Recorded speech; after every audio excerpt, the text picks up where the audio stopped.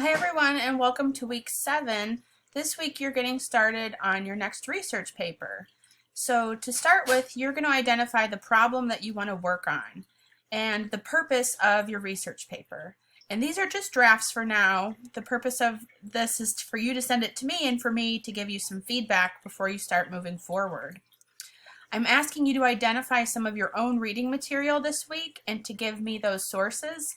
And if they look good, then I'll say go ahead and write the summaries about them. And if you need some more time to look, then we'll go ahead and talk about that deadline. Later on in the week, you're going to summarize these articles and send them to me, and that will be some good work starting on your research paper.